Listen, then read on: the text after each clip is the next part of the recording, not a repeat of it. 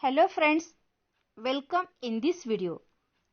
In this video, we are going to study here topic energy flow in an ecosystem. In an ecosystem, there is presence of biogeochemical cycle. The cyclic flow of nutrients within an ecosystem is called the biogeochemical cycle. The energy flow in an ecosystem is one way, but the flow of nutrients is cyclical. The biogeochemical cycle includes two types, gaseous cycle and sedimentary cycle. Gaseous cycle includes nitrogen cycle, oxygen cycle, carbon dioxide, water vapors, etc. Sedimentary cycle includes soil components like iron, calcium, phosphorus, etc. The carbon cycle. The circulation and recycling of carbon from the atmosphere to living organisms and after their death back to the atmosphere is called as the carbon cycle. Abiotic carbon atoms are circulated and recycled into biotic form by the process of photosynthesis and respiration. Atmospheric carbon dioxide, which is in abiotic factor, while it convert into biotic form by the process of photosynthesis. In case of plants, there is requirement of abiotic carbon dioxide factor as an essential factor. Hence, it is one of the important biogeochemical cycle. Observe the carbon cycle.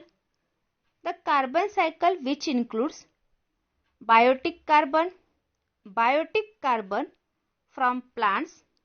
In plants, there is presence of carbon dioxide which contains carbon as one of the element. Biotic decompositions, fossil fuels, burning of fossil fuels releases carbon dioxide into the atmosphere. Absorption in water from factories, CO2 releases into the atmosphere. Respiration in plants, when occurs, they use oxygen which is present in the atmosphere.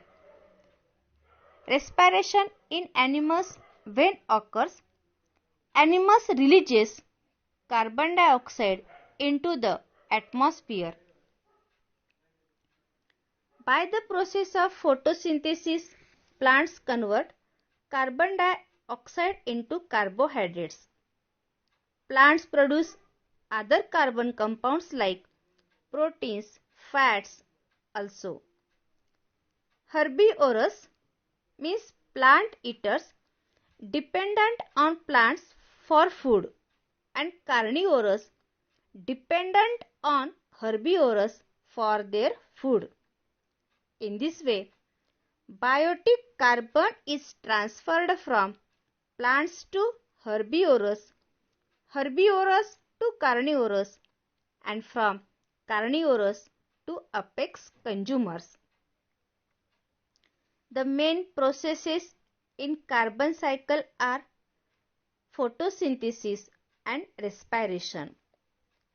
During photosynthesis, carbon dioxide, water, sunlight and chlorophyll are used and chemical energy is produced in the form of food. Oxygen gas is released.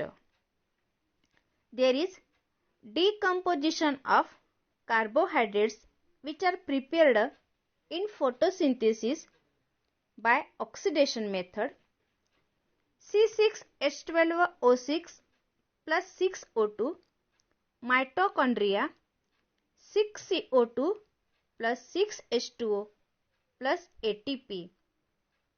Finally, after the death of all types of consumers,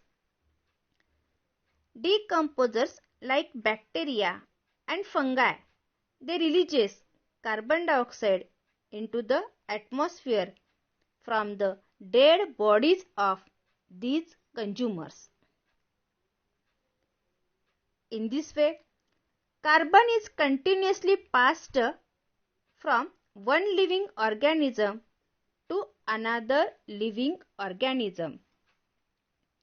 Carbon dioxide is released into the atmosphere through abiotic processes like burning of fossil fuels and wood, forest fires, and volcanic activity.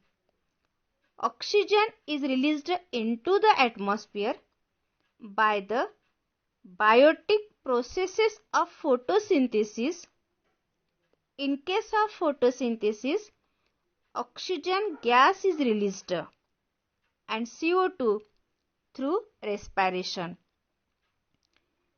Animals, when respire, they release CO2 into the atmosphere. The equilibrium of oxygen and carbon dioxide gases in the atmosphere is maintained by plants. Think about it. The carbon cycle is very effective in the temperate region. Why is it so? Plant species in temperate region are deciduous, which are leaf fall in case of winter season. Hence, there is increase in the carbon content of the soil. When leaves falls into the soil, there is presence of carbon dioxide in leaves, which is mixed into the soil, and the level of carbon in the soil increases.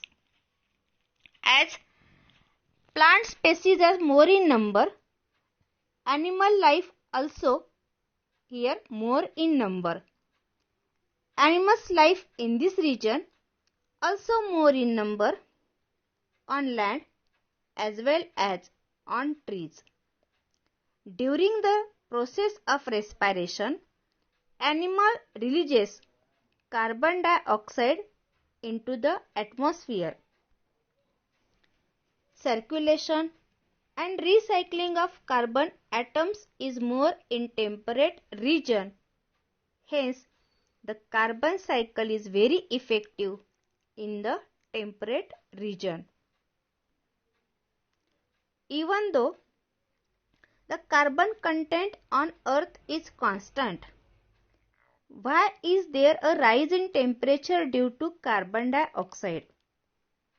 The carbon dioxide in the atmosphere absorbs infrared radiations. As a result, the Earth's surface is warmer. The gradual increase in carbon dioxide fraction due to different activities.